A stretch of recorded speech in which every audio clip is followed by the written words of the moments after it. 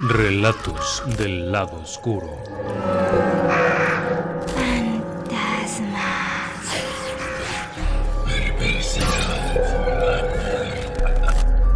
Relatos del lado oscuro.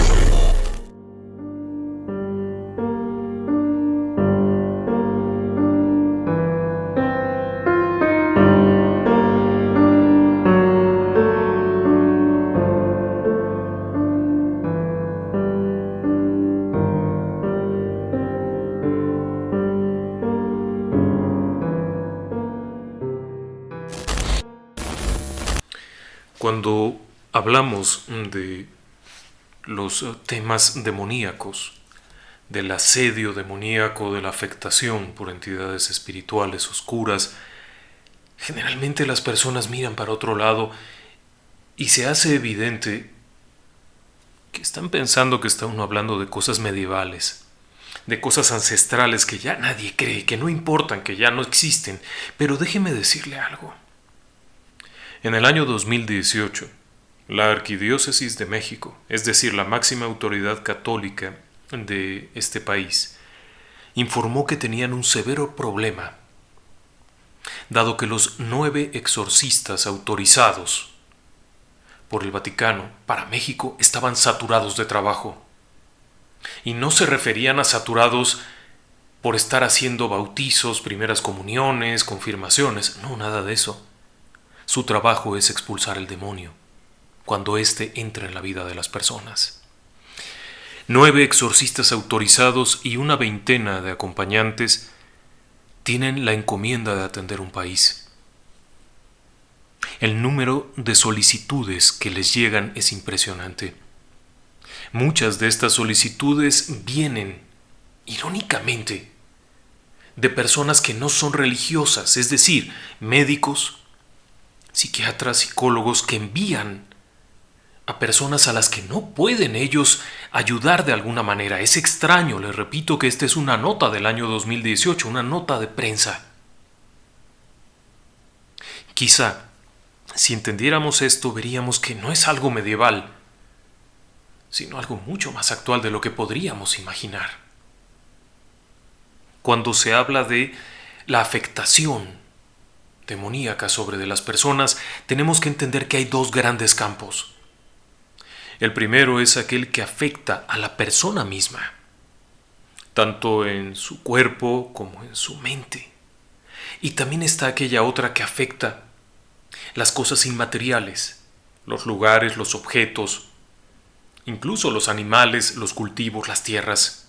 Eso es lo que se cree al respecto y es lo que durante años han sostenido los sacerdotes exorcistas. Cuando leemos la obra, por ejemplo, de Cándido Amantini, exorcista italiano, de Gabriel Amort, exorcista italiano, del padre José Antonio Fortea, exorcista español, del padre Dávila, mexicano, del padre Hildebrando Garza, mexicano, del padre del Río, que falleció recientemente en Coahuila, nos damos cuenta de que coinciden mucho en señalar estos 2 reinos de afectación. El primero es la persona, con fenómenos como la opresión demoníaca, la vejación demoníaca, el daño, la infección externa o circundatio, finalmente la posesión y por último la integración, el escenario terrible. Pero, en cuanto a las cosas, se acepta que hay 2 fenómenos centrales. El primero es la infestación. La infestación ocurre en un lugar, en un sitio determinado. Puede ser una vivienda, puede ser un edificio, puede ser una parcela de tierra, puede ser un pozo, una obra de construcción, un puente. Pero tiene un lugar determinado. No va sobre una persona en particular, sino sobre de un sitio, y puede afectar a las personas que estén en ese lugar. Eso es lo que se cree al respecto y le repito, varios de los exorcistas más conocidos han coincidido en señalar estas posibilidades. También está el hecho de que se pueda afectar un objeto. En este caso, la infección de ese objeto se conoce como impregnación. Es decir, algo se queda añadido a ese objeto y a donde vaya ese objeto irá esa presencia oscura y malévola que le acompaña. Al hablar de esto nos remite inmediatamente a las semanas anteriores cuando hemos estado hablando de muñecas que parecían tener una actividad relacionada con una entidad oscura. Al hablar de eso, entonces, coincidimos en que hay estos escenarios. Uno que es poco frecuente de que se mencione es la infestación de un lugar. Y es poco frecuente porque no es tan escandaloso como se podía imaginar. Mientras que una posesión se hace algo evidente, que grita, gruñe, acecha. En el caso de la infestación, comienza por algo muy leve y después va creciendo. La forma en la que agrede a las personas es diferente. Puede llegar también a tener algunos accesos físicos, pero normalmente, y en eso nuevamente coinciden varios de estos investigadores de posesiones que le he mencionado, normalmente una infestación afecta a las personas de una forma diferente. Comienza por provocar miedo. Hay sonidos, hay movimiento de objetos, hay una puerta que se cierra de pronto, hay una sombra que se observa cruzar de pronto, hay olores, hay cambios de temperatura, hay un ruido extraño. Después comienzan las emociones. La gente ya debilitada por este espanto, por este sobresalto, comienza a caer en una depresión profunda, comienzan a perder el hálito de vida, las ganas de seguir adelante. La influencia se vuelve tan nociva que puede afectar no solamente a un miembro de la familia, sino a todo un grupo de personas. Y esta afectación también lleva, por ejemplo, a que las personas se debiliten en su ámbito personal, en su ámbito emotivo, en su ámbito espiritual. Esa presencia que ha infestado el lugar producirá desde pesadillas, falta de sueño, falta de concentración, constantes peleas, constantes riñas. Es un fenómeno que va creciendo conforme las personas se van debilitando. Y como tal, puede llegar a ser muy grave. La infestación demoníaca es más común de lo que usted se imagina. Si no me lo cree, esta noche le voy a platicar 3 casos. Estos 3 casos nos fueron narrados por las personas que los vivieron. Nos hicieron llegar sus historias, nos compartieron sus experiencias, nos autorizaron a compartirlas en el canal. Inclusive, en 2 de los relatos las imágenes son imágenes actuales de los lugares en donde ocurrieron y en donde están ocurriendo estos fenómenos. Déjeme que lo lleve atrás en el tiempo. Es 1985. Estamos en Bogotá, Colombia. Colombia está experimentando un momento muy difícil en su historia. El gobierno de Betancourt está enfrentando al narcotráfico, pero ya no como un problema legal o de seguridad pública, sino como un problema de un ataque frontal. El ejército se ha visto involucrado en una guerra directa. Movimientos guerrilleros están creciendo, algunos de ellos auspiciados por el narcotráfico.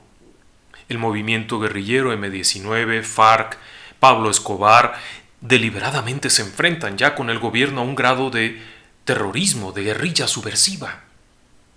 Es un momento muy duro para aquel país. Una familia decide entonces cambiar de residencia hacia una zona más segura.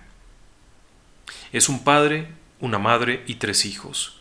La hija mayor tiene unos 20 años, después sigue un muchacho de 18 y después una chiquilla larguirucha de unos 13 años, a la que conocen cariñosamente como Martini.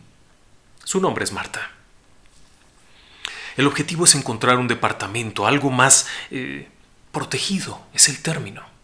La búsqueda los lleva a un sector de la capital colombiana conocido como el sector Chapinero. Es una zona vieja de la capital, pero el edificio está en un sitio bastante seguro, en una zona más o menos buena. Cuando la familia llega, la primera impresión no es muy favorable. El edificio es un edificio viejo. Es un edificio de unos 40 o 50 años y se le nota la falta de conservación. Le hace falta pintura. Hay algunas cosas por ahí que no son muy bonitas. El departamento, además, se encuentra en lo que llaman penthouse. En realidad es el último piso, pero el edificio se ve que visiblemente le falta mantenimiento. Aún así, las condiciones que les han ofrecido en la renta de aquel departamento son muy favorables. El propietario es una persona muy amable, el señor Félix, quien les ha dado muchas concesiones para que ocupen el departamento. Este edificio, de 4 o 5 pisos, se ve que originalmente no tenía ese departamento porque para entrar al departamento hay una escalera exterior independiente. Es una larga escalera, muy vertical, muy inclinada. Esta escalera, además, transcurre por un pasillo oscuro. No se antoja mucho entrar. De hecho, es un poco escabroso el edificio completo. Aún así, la renta que se paga por el departamento es bastante módica. Las facilidades que ha dado el señor Félix hacen que el edificio y el departamento se adapten mucho a lo que esta familia requiere. Una vez dentro del departamento, sin embargo, el departamento es agradable. Tiene un enorme ventanal al frente. Está rodeada toda la parte exterior por un largo balcón que da la vuelta. Eso es agradable. Entra mucha luz por las grandes ventanas y el piso es muy peculiar. Es un piso pintoresco, hecho con trozos de materiales que le dan una apariencia juguetona. Por dentro el departamento además es muy amplio, muy amplio. Las recámaras están muy bien. Y para la pequeña Marta hay un rincón en particular sensacional. Es un rellano en un pasillo en donde se puede jugar muy bien.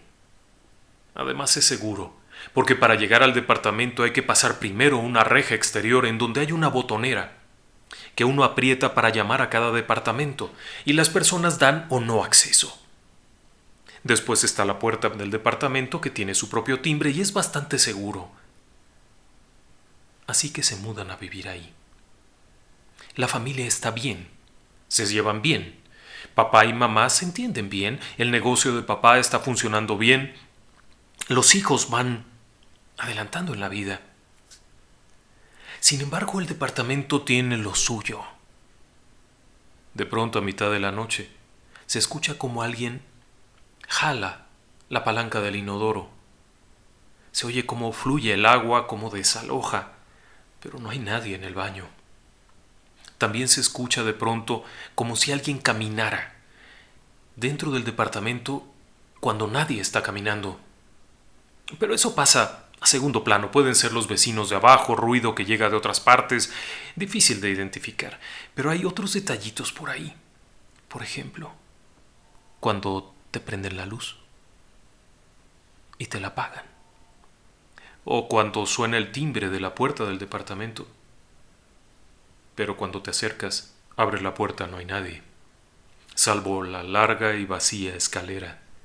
Resulta muy difícil explicar cómo alguien podría tocar el timbre y después salir corriendo y esconderse. Es un largo tramo, son varios pisos de esa empinada escalera. Esconderse es difícil. Y eso no es todo. Comienza a ver estos otros detalles. El ambiente es tenso. Aun cuando el departamento tiene todas estas ventanas, la realidad es que adentro se siente oscuro y frío. Y a veces da esta sensación de que hay otra persona junto. Pero lo que más aflige a Marta, a la pequeña Marta, es que apenas llegar al departamento la relación de papá y mamá comienza a quebrarse. Papá está teniendo un mal rato en los negocios, ha perdido mucho dinero, lo han estafado, se ve disperso. Mamá y él pelean constantemente, el dinero no alcanza, las cosas no marchan bien, los problemas van creciendo. Y entonces ocurren otros fenómenos inusuales. Por ejemplo, ese día que se abrió la ventana de golpe, pero afuera no estaba haciendo viento. Otras veces te azotan la puerta cuando no te lo esperas y al mismo tiempo que azotan la puerta tocan el timbre y no hay nadie en ninguna parte. Pero no los ves, no están ahí, no se ve nada. Papá y mamá siguen con estos pleitos y los hermanos mayores tampoco se llevan muy bien. Está habiendo constantemente fricciones todo el tiempo. La sensación es muy desagradable. La pequeña Marta va y se mete al rincón aquel en donde puede estar un rato a gusto, solita jugando sin que la molesten. pero de pronto la sensación es rara. Y luego pasa esto feo. Se arrodilla en cuclillas para dibujar en una hoja y alcanza a ver cómo por la rendija de abajo de la puerta se ve la sombra de alguien que está afuera. Pero al abrir la puerta no hay nadie, pero se ve claramente la sombra de alguien que acaba de pasar, de alguien que se está moviendo afuera, pero afuera no hay nadie. Claro que a mamá no le interesa escuchar eso. Está sumida en estos pensamientos raros y en estas discusiones hasta el punto en el que un buen día hay un pleito terrible con la hermana mayor y mamá termina por correrla de casa. Ella toma su maleta y se va. Y detrás de ella se va papá. El pleito entre ellos fue hasta tal punto que ya no puede sostenerse. Papá se va de la casa. Pero ese no es el final de la historia. Un buen día mamá llena su maleta de cosas y también se va. Se va a los Estados Unidos, a algo. Es increíble cómo de pronto todo se desmenuzó. Después de llegar a este departamento, cómo la familia se desintegra y uno se va para acá, otro para allá, otro para allá. El caso es que de pronto Marta, con 13 años, está parada a mitad de su departamento, sin un padre y sin una madre. No va a la escuela, nadie la inscribió. El hermano que vive con ella es la única persona que está ahí, pero sale a sus asuntos y regresa tarde. Cuando mamá se va, afortunadamente la hermana mayor regresa. Y también regresa una prima que vive con ellas, así es que estos 4 seres solitarios están ahí. Rentan una habitación para ayudarse. Hace falta el dinero. Así es que llega una persona, pero tal como llegan, se van, no se quedan. Algo no está bien. Y entonces ocurre aquello tan raro. Una tarde de pronto, Marta escucha cómo su hermano comienza a hacer ruidos muy raros. Cuando entra a la habitación, su prima y su hermana están sosteniéndolo, está teniendo una convulsión muy violenta y no cesa la convulsión. Le dicen que vaya a buscar ayuda y para su buena suerte, abajo en uno de los departamentos vive una enfermera que es muy amable. Viene rápido y los ayuda, pide una ambulancia y el chico es llevado a un hospital. Cuando llega al hospital ya está bien. No encuentran una razón de por qué tiene esos ataques, no hay ninguna explicación, nunca los había sufrido, no consume drogas. Fue repentino, estaba en su cama y de pronto comenzó a convulsionarse. Ella recuerda que después de aquel incidente jamás volvió a ver las famosas convulsiones. Cuando la mamá que está en Estados Unidos se entera de aquello, como si de pronto volviera a la realidad, se da cuenta de lo que hizo y se regresa a Bogotá y se queda con ellos. Marta le explica que ese edificio tiene algo malo, pero mamá le contesta: ¿qué puedo hacer? No tenemos para otro departamento, ¿cómo nos vamos a ir a otra parte? No hay cómo. Por lo que pagamos aquí, no vamos a conseguir nada. Pero a Marta la horroriza esto.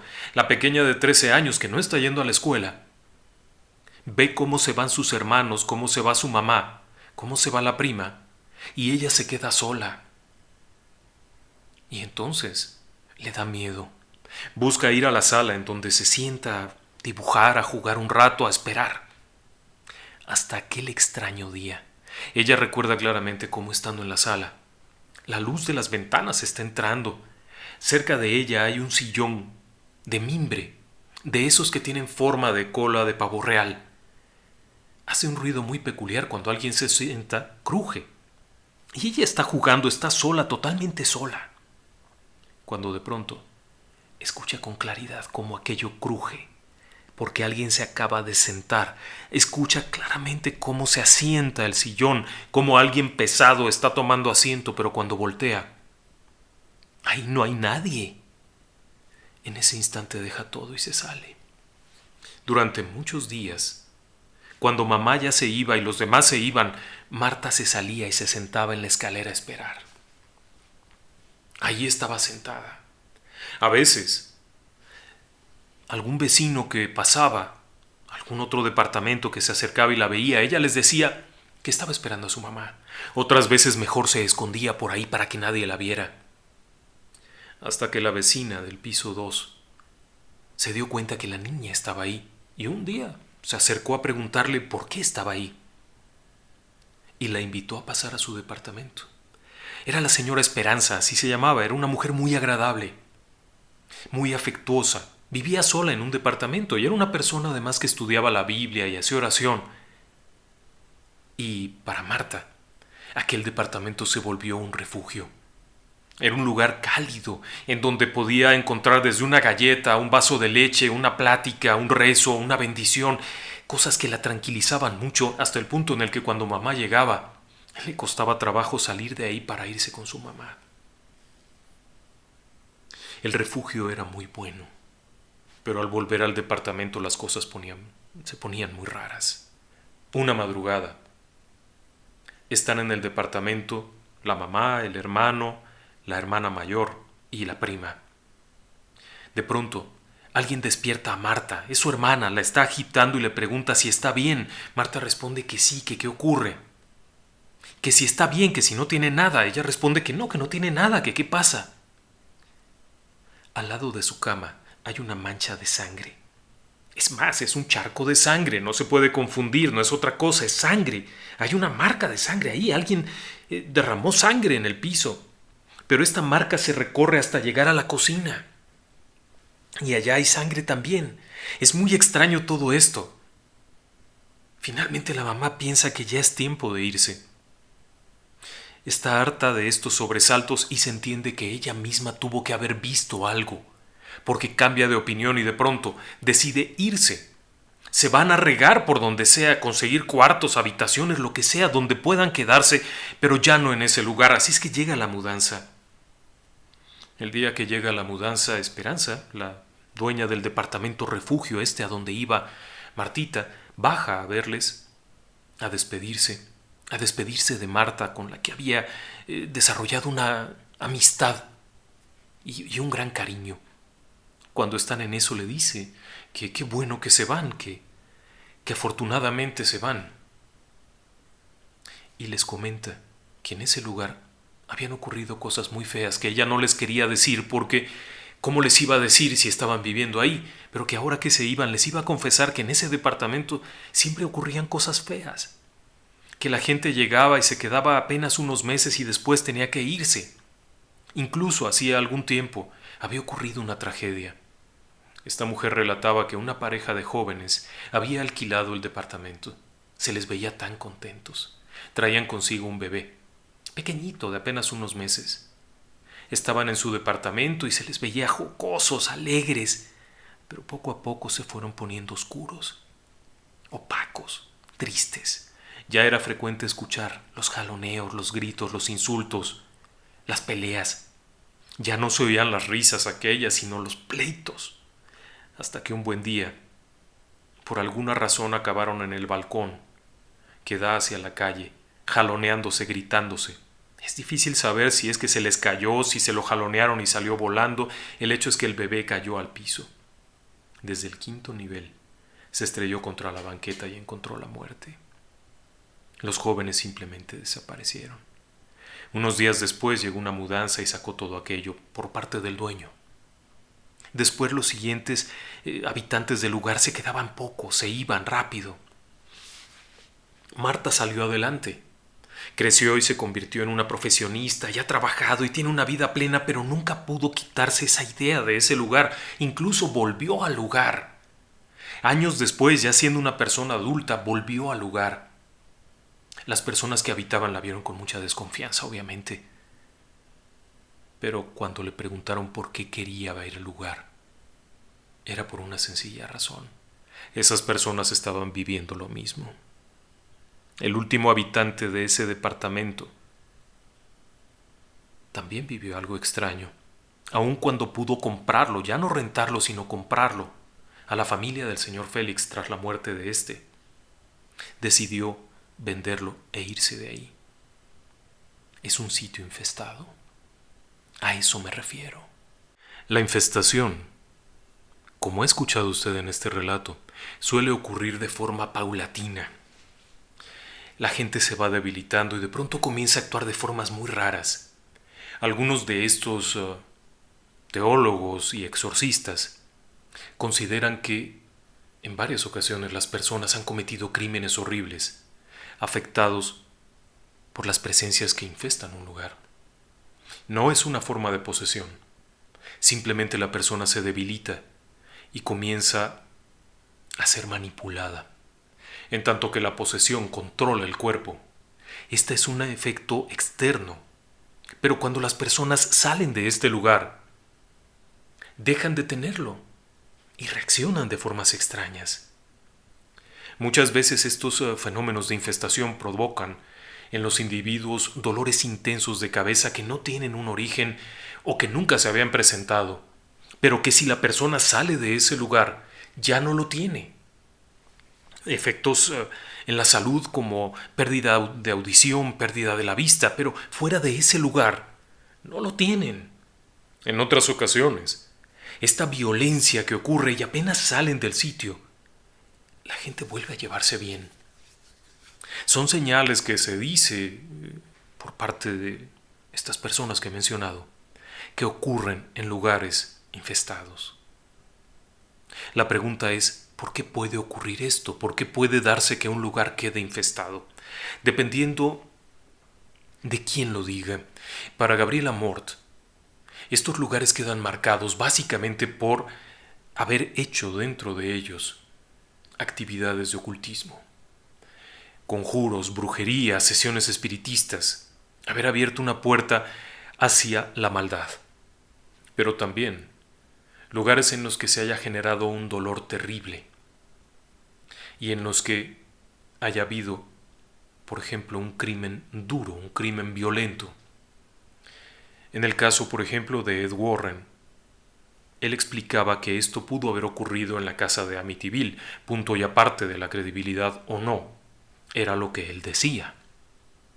En el caso de Gabriel Amorth, sostiene que este tipo de actividades prohibidas por la creencia religiosa, incluso por la propia Biblia, generan esta infestación, llenan el lugar de estos seres que se podrían considerar como entidades oscuras y que afectan a quienes llegan a vivir. Pero cuando salen de ahí, ya no, porque estos seres que han traído, estos demonios, por llamarles de alguna forma, no pueden irse de ese lugar.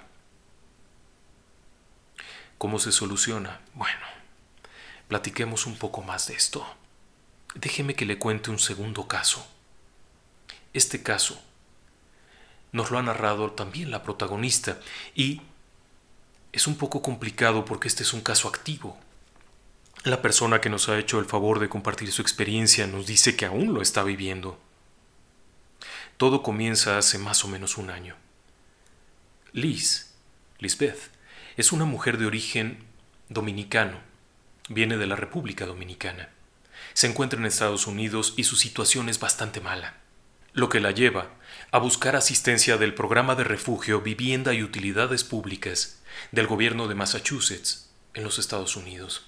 Este es un programa muy interesante en donde la autoridad pública, sumada con organizaciones no gubernamentales como el Ejército de Salvación, la Cruz Roja, AmeriCorps, reúnen esfuerzos para ayudar a personas que están en extrema necesidad, ya sea porque no hay trabajo y no hay ingresos, ayuda a migrantes en proceso de regularización de su situación migratoria, ayuda a mujeres en condición de violencia doméstica, ayudan a personas. Es un asunto muy interesante porque lo que hacen es, una de dos, utilizar vivienda pública o pagar la renta de una vivienda.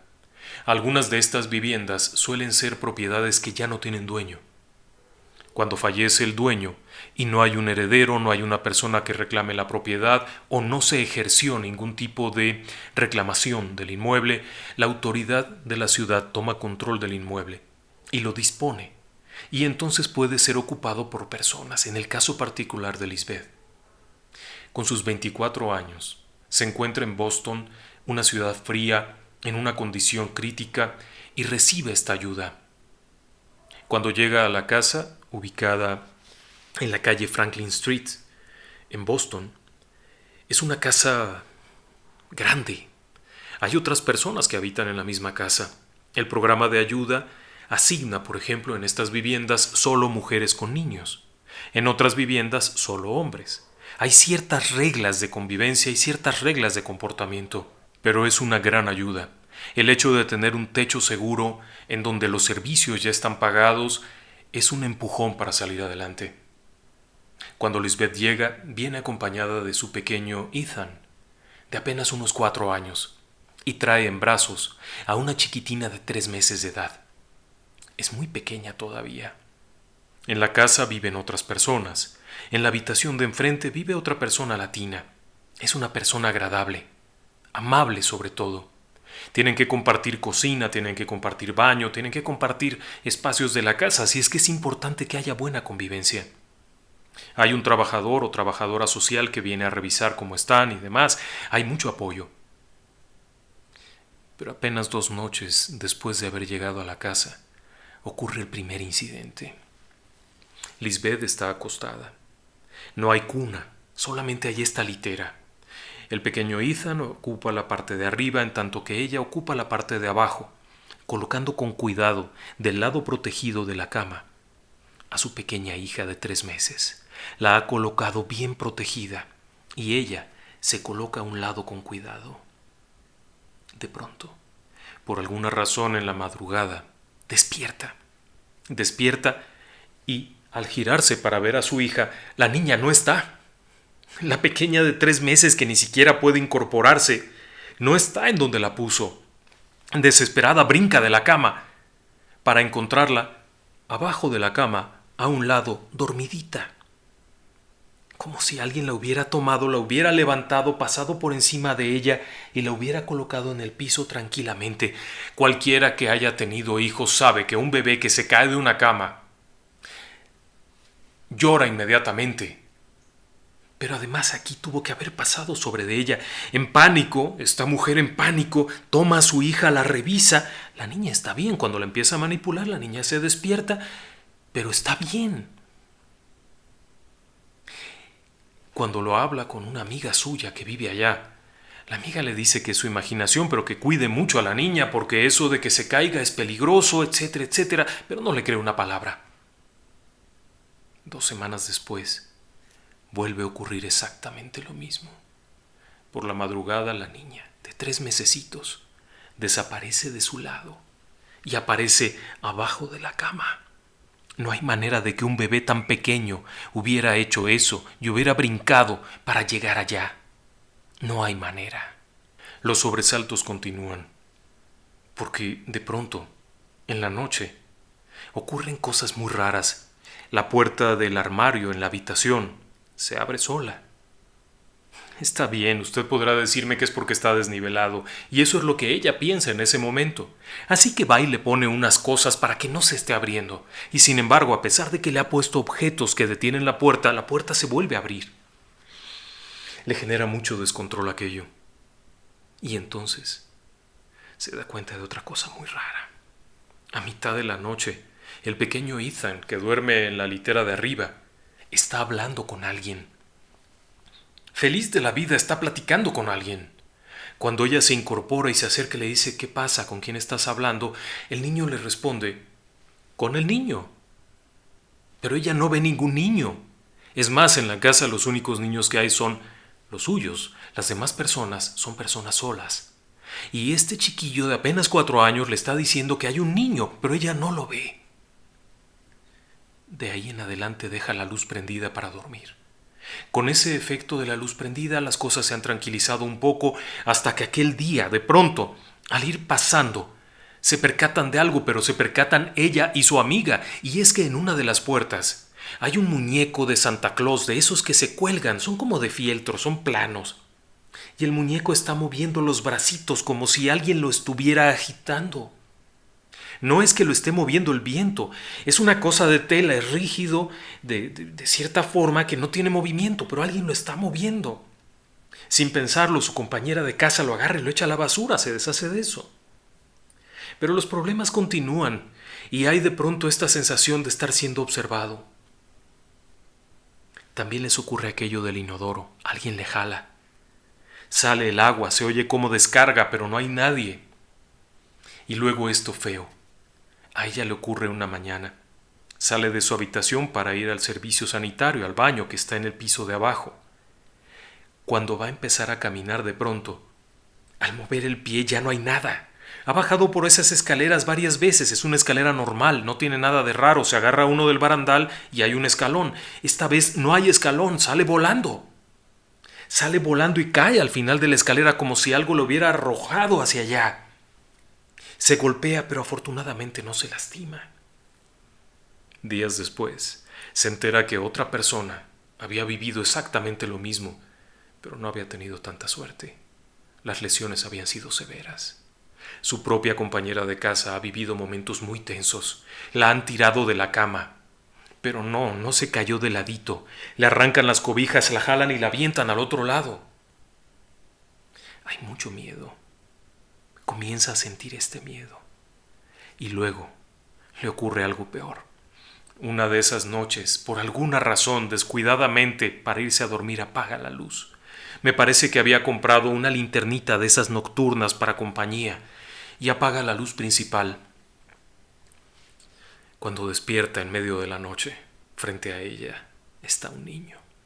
Es un niño de unos 6 o 7 años. No sabe quién es, está ahí paradito.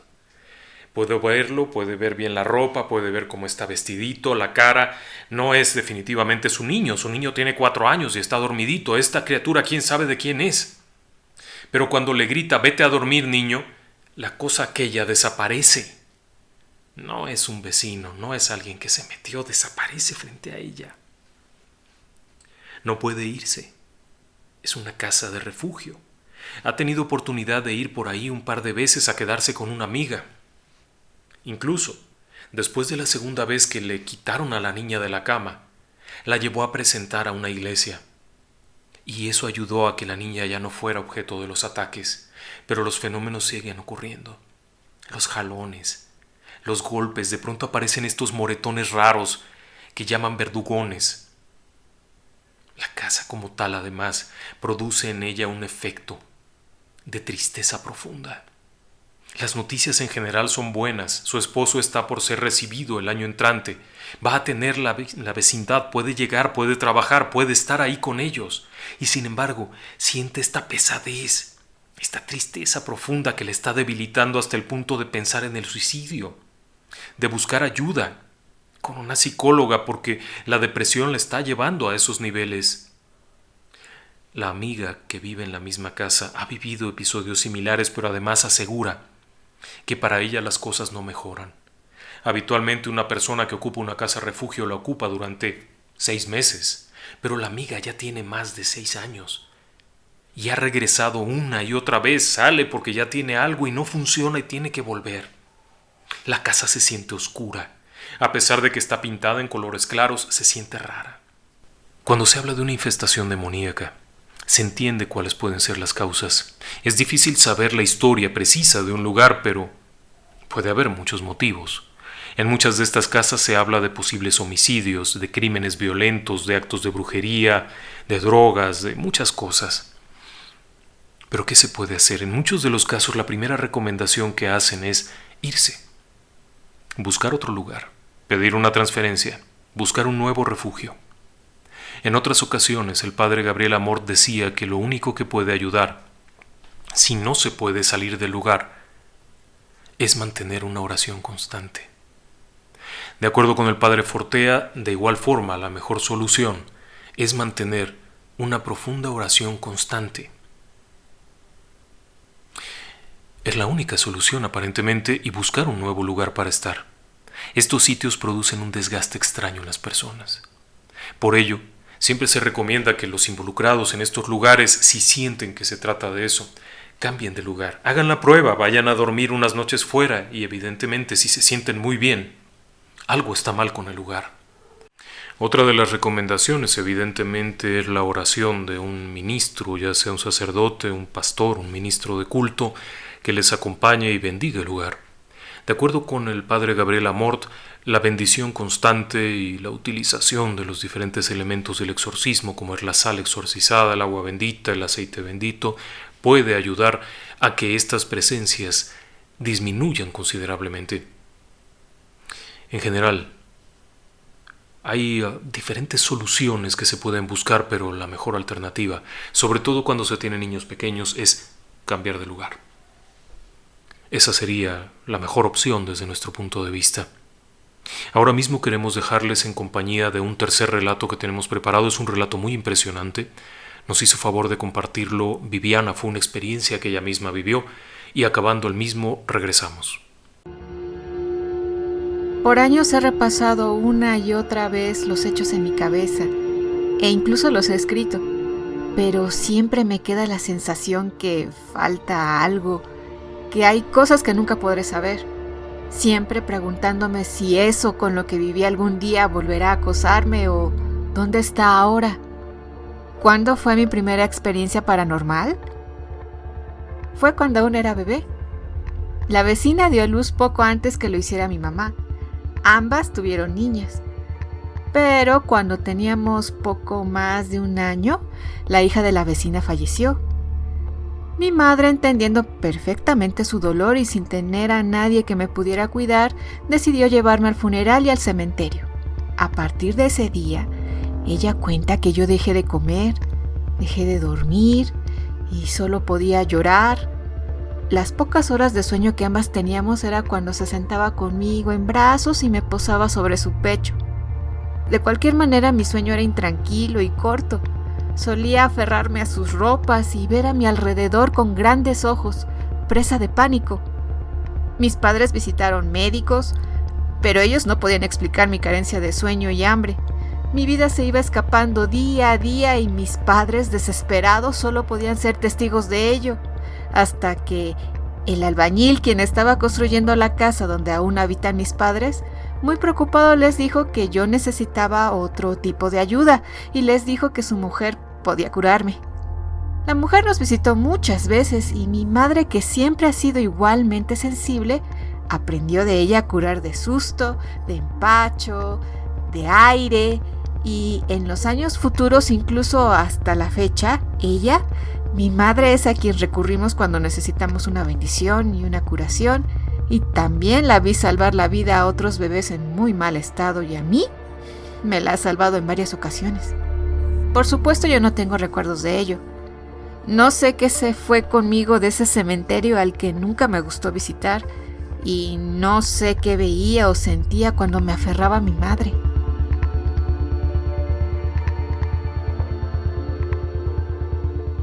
El tiempo pasó. A los 24 años me independicé. Viví un año compartiendo depa con un amigo, pero llegó el momento que mi amigo necesitaba su espacio solo para él y tuve que buscar otro lugar. Todos los que han buscado apartamento en cualquier parte saben que te topas con todo tipo de lugares, algunos hermosos, pero que no te puedes permitir, y otros a los que ni aunque te pagaran te mudarías. En la Ciudad de México esto es aún más extremo. Hay lugares en verdad extraños. Por eso, cuando encontré ese pequeño apartamento situado en Avenida Cuauhtémoc, justo detrás de Plaza Universidad, pensé que había encontrado el lugar de mis sueños. El costo era un poco elevado para mi precaria economía, pero estaba muy bien ubicado y pensé que valía la pena, y si mantenía los 2 trabajos que tenía, podía lograrlo. Mi primera noche no puedo negar que tuve miedo. Era la primera vez en mi vida que vivía sola, sin familia, sin roomies, sin mascotas, y la verdad es que mi depa parecía vacío con los poquitos muebles que yo tenía. Pero estaba muy cansada, así que, a pesar del miedo, caí dormida. En algún momento comencé a experimentar una opresión muy fuerte sobre mí. Sí, como alguien subiéndose encima de mí, pero eso no era todo. Ese algo completamente negro abría una gran boca como un pozo oscuro justo frente a mi cara. En ese momento supe que tenía que librarme de eso y comencé a pelear para moverme. Luché con todas mis fuerzas para poder arrojar eso a un lado y cuando finalmente pude hacerlo, solo vi cómo caía al suelo en 4 patas como un animal y se volvió a lanzar sobre mí. En ese estado entre el sueño y la vigilia seguí luchando lo que parecieron horas, lanzando esa cosa una y otra vez, más y más cansada en cada momento hasta que no supe si perdí la conciencia y me había logrado librar de eso y caí rendida. Al otro día desperté agotada, pero no supe si lo que había pasado había sido real o un sueño producto de todos mis miedos y preocupaciones agolpadas. Por eso no lo mencioné a nadie y seguí mi vida normal.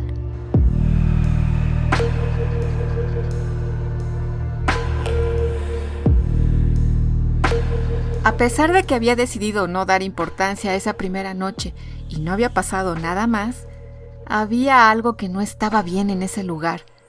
Por más que me esforzaba por limpiar, el lugar siempre se veía sucio. Los pisos de granito muy viejos siempre tenían una ligera capa de polvo, aunque las ventanas estuvieran cerradas. El baño era igualmente viejo y en cosa de nada lograba enmohecerse aunque usara productos muy fuertes. Y siempre todo el lugar se veía oscuro. Me esforcé mucho. Pinté las paredes de colores muy brillantes y los pocos muebles que compré eran de colores igualmente vivos. Pero no servía de nada. Decidí entonces invitar a algunos amigos. Nunca he sido el alma de la fiesta, pero siempre he tenido amigos muy cercanos. Invité a comer a uno de ellos, a Saúl.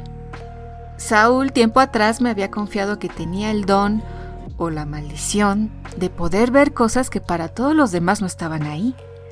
Esto lo había llevado a experimentar con un poco de brujería hasta que las cosas habían salido de control y prefirió acercarse a la religión. Nada de eso había dejado secuelas evidentes, excepto por una suerte muy extraña. Saúl tenía el don de que le pasaran las cosas más inverosímiles y la peor suerte que yo hubiese sabido que tiene una persona. Ese día llegó. Comimos tranquilamente. Ya en la sobremesa y platicando de cualquier cosa, hizo una pausa. Y muy natural en él dijo sin previo aviso aquello que hubiese preferido no escuchar. «Hay una sombra parada detrás de ti». «¿Cómo dices?» «Que hay una sombra negra parada ahí frente al sofá, justo detrás de ti». Por supuesto me quedé fría y lo busqué, pero si bien siempre había sido capaz de sentir cosas, no solía verlas. A mis ojos en ese lugar solo estábamos Saúl y yo. Después intenté interrogarlo sobre las características y sobre las posibles intenciones de eso. Él solo pudo decir que era una sombra muy negra y que no hacía ningún movimiento.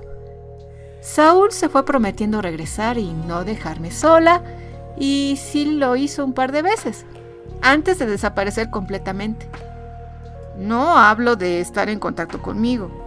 Nadie de los amigos supo nada más de él, y aunque le preguntaran a su familia, ésta se rehusaba a dar cualquier tipo de información y colgaban el teléfono. La subida del muerto de la primera noche y la confirmación de mi amigo de que había algo ahí y que lo había visto en cada ocasión que me visitaba me dejaban muy intranquila. Me sentía cada día más cansada. Lo atribuía a que tenía un trabajo de lunes a viernes y otro los fines de semana para poder pagar mis gastos.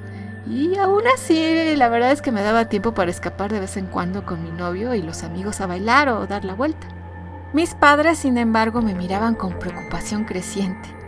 Me decían que me veía enferma, muy delgada, muy pálida, y eso se agravó cuando tuve una pequeña cirugía ambulatoria. Y regresando a casa resbalé por las escaleras del edificio y comencé a tener una fuerte hemorragia.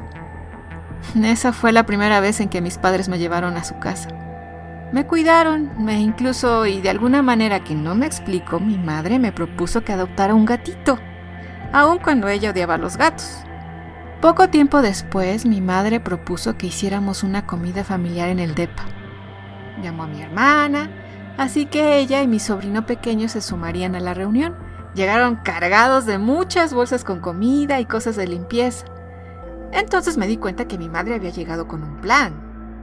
Enseguida le propuso a mi padre llevarse a mi sobrinito a dar una vuelta y jugar a Plaza Universidad, en lo que ella y mi hermana me ayudaban a limpiar. Yo seguía sin entender muy bien qué era lo que se tramaba, pero mi padre sin una palabra agarró a mi sobrino, quien feliz se fue de la mano de su abuelo. Mi madre comenzó a hacer limpieza y nos puso actividades a mi hermana y a mí.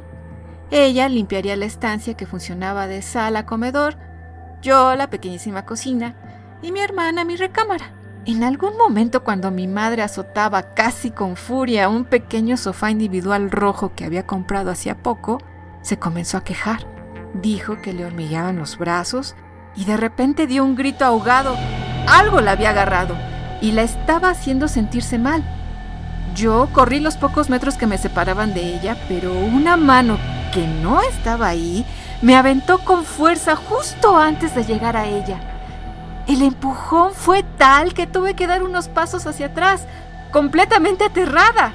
Algo había puesto una enorme mano sobre mi pecho y me había empujado con mucha fuerza y velocidad. Mi hermana, al ver la escena, se quedó inmóvil. No podía mover ni un músculo, y yo tampoco hubiese podido si mi madre no me hubiese sacado del shock y me hubiese gritado que agarrara una cruz. Yo, como buena agnóstica, en ese entonces no tenía cruces o ningún elemento religioso en casa. Entonces mi madre me dijo que agarrara unas tijeras y las abriera en forma de cruz. Enseguida fui de nuevo a la cocina y tomé las tijeras, pero al intentar abrirlas, estas quemaron mis manos y las solté pegando un grito de completo terror. Entonces, mi madre, quien parecía ser la única en poder controlar sus movimientos, fue hacia una de las bolsas que había llevado. Sacó varios frascos, uno de ellos lleno de agua bendita, y comenzó a lanzar agua en todas direcciones. Mientras lanzaba amenazas, decía cosas como: «¡Con mis hijas no te metes!», uno que otro improperio, e intentaba rezar, todo al mismo tiempo. Mi hermana gritó, dijo que algo había pasado a un lado suyo hacia la recámara. El gatito que se había mantenido sobre mi cama comenzó a bufar con fuerza, y mi madre, sin pensarlo, lanzó el agua en esa dirección. Al tocar el agua, el piso de granito fue como si hubiese caído ácido. Escuchamos cómo el piso se carcomía y vimos cómo lanzaba humo, dejando unas marcas permanentes en el granito y en mi psique. Mi madre continuó peleando una batalla con algo que ninguna era capaz de ver, pero sí de sentir. Comenzó a poner cruces con aceites de olores raros, pero no desagradables, en puertas y ventanas, y nos hacía ir de aquí para allá rezando hasta que decidió que no nos teníamos que quedar ahí. Agarramos todo lo que habían llevado. Yo agarré un par de mudas de ropa y nos salimos de ahí. Por el gatito pasaría mi novio más tarde, pues estaba demasiado alterado. Llamamos a mi padre, quien al vernos corrió muy asustado a nuestro encuentro y enseguida hizo uno de los gestos más significativos para mí. Se quitó su Cristo del cuello, un Cristo grande de oro que nunca se quitaba, y pasó la cadena por el mío. Nos abrazamos y, sin decir palabra alguna para no asustar a mi sobrino, nos fuimos de casa.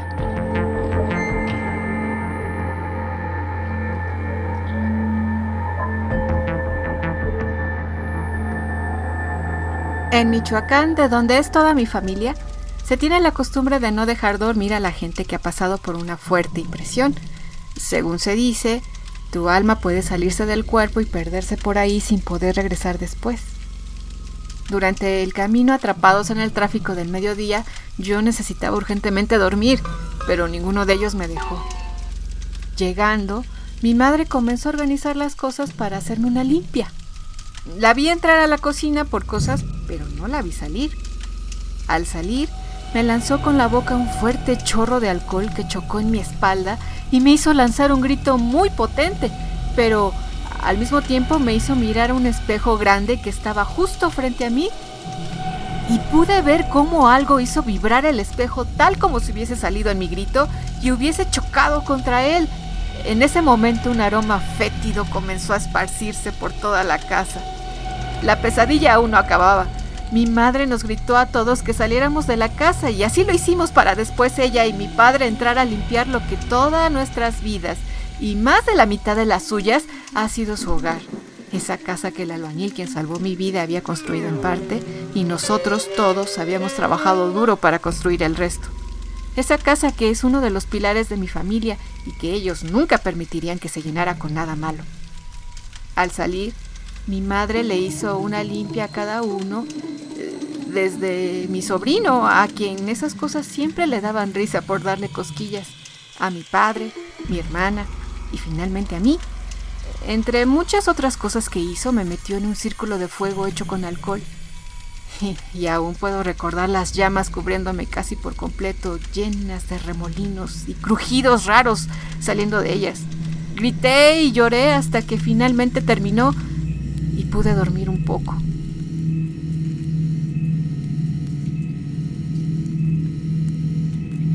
Tenía que regresar al apartamento. Había gastado todos mis ahorros en el depósito, los arreglos y los pocos muebles. Pero nada mejoró. Mi gatito y yo nos aferrábamos el uno al otro cuando la cocina se llenaba de hormigas o cucarachas. Ahora sí sentía esa cosa cerca de mí. Constantemente tenía que llamar a mis padres y a veces les pedía que fueran por mí, cuando casi a la medianoche el ambiente se volvía prácticamente insoportable y parecía como si hubiese una tormenta dentro de ese lugar. Todo se volvía caótico. Es una sensación que es imposible de explicar. Casi nadie sabía por lo que estaba pasando. Mi amigo Saúl había desaparecido. Mi novio no me creía ni media palabra. Mi mejor amiga se había enojado no hace mucho conmigo y solo pude confiar en otro amigo, Manuel, quien practicaba la religión Wicca. Le conté todo y se ofreció a realizar un ritual para liberar aquello que estuviera en el lugar. Recordarlo en esta parte después de tantos años es agridulce, pues llegó con toda la disposición de ayudarme. Trazó un círculo con símbolos incomprensibles y me pidió entrara para mantenerme protegida. Al ser la ocupante del sitio tenía que estar presente. Lo siento, había olvidado mencionar que la más fuerte sensación se sentía en el silloncito rojo que mi madre estaba limpiando cuando el primer ataque comenzó. Eso se lo hice saber a Manuel. Así que, después de recitar por un tiempo, dirigió una daga ceremonial hacia el sillón y se dispuso a tocarlo. Pero el sillón brincó en la dirección contraria con sus 4 patitas. Lo escribo y me sigue pareciendo irreal y hasta cómico. Pero en ese momento fue horrible. Fue aterrador y algo que solo había visto en pesadillas o películas de terror. El sillón dio un brinco e inmediatamente mi amigo sintió un dolor punzante y esa como tormenta se apoderó del lugar. Ambos terminamos refugiados dentro del círculo de protección hasta que todo volvió a su relativa normalidad después de unos largos minutos. La siguiente vez que Manuel volvió ya no fue bien recibido. Tuvo ese mismo dolor punzante a tal grado que se tuvo que recostar hasta que pasó un poco y se pudo ir. Y así dejé de tener otro amigo. Nunca pude indagar nada con mis vecinos. La mayoría eran mayores que yo y gente muy hermética. Pero sí pude ver que el vecino del apartamento de enfrente tenía grandes sábilas con moños rojos en sus ventanas que daban a la calle. Y el vecino de arriba mío tenía una pared llena de piso a techo de cruces de todos los estilos y tamaños. Mi padre habló conmigo y me dijo que prefería que yo perdiera el dinero antes de la vida o la cordura, y decidí que tenía razón. Me iría a vivir con ellos, aunque mi trabajo quedara a varias horas de camino. Había pasado los peores 6 meses de toda mi vida.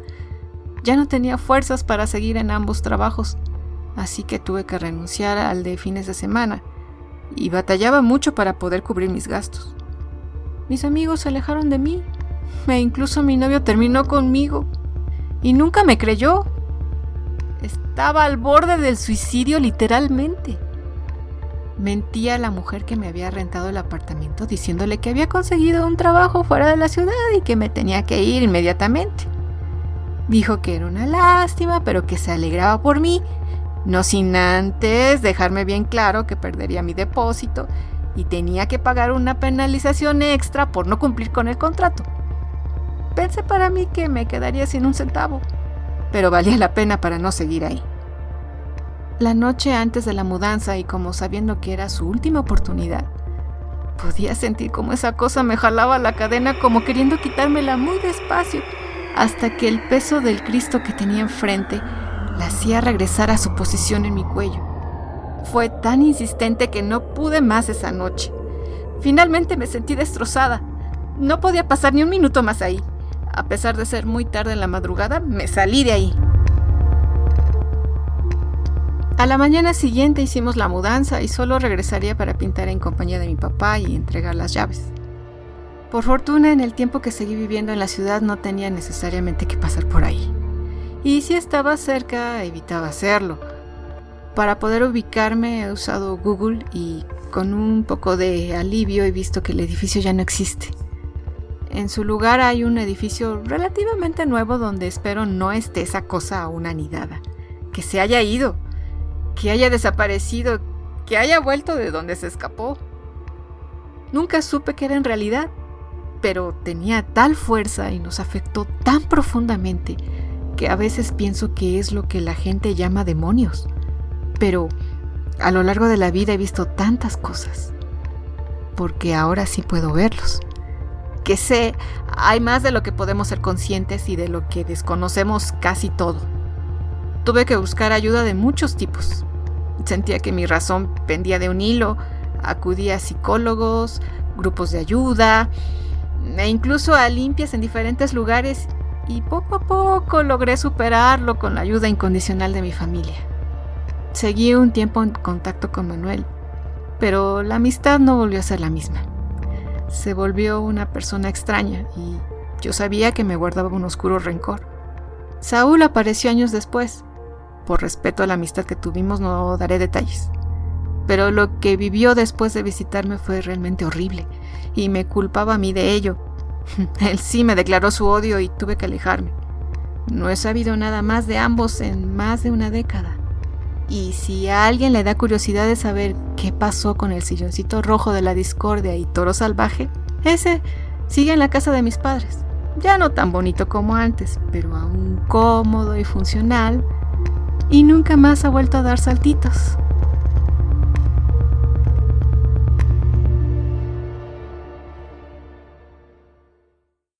Este relato lo hemos querido compartir en voz de una de nuestras compañeras del equipo de Relatos del Lado Oscuro. Es una historia muy interesante, no me diga que no. Y se parece mucho a lo que experimentaron los tres casos. El caso de Marta a sus 13 años, el caso de Liz en Boston, Massachusetts, y el caso de Viviana. Los tres sucesos nos han llamado mucho la atención porque corresponden con episodios similares de lo que se conoce como infestación demoníaca. Queremos mandar muchos saludos esta noche a nuestros amigos que nos acompañan, a Mingy, a Blanca, a OMXR, a Katia, a Luis Flores, don Romeo, que seguramente estará por allá, don Julio de la Rosa, que siempre nos acompaña, Titina, nuestros amigos que cada noche que hacemos una presentación están con nosotros. Les mandamos un fuerte abrazo y les agradecemos su compañía en este extenso relato de sábado. Hasta pronto, buenas noches y que descansen en paz.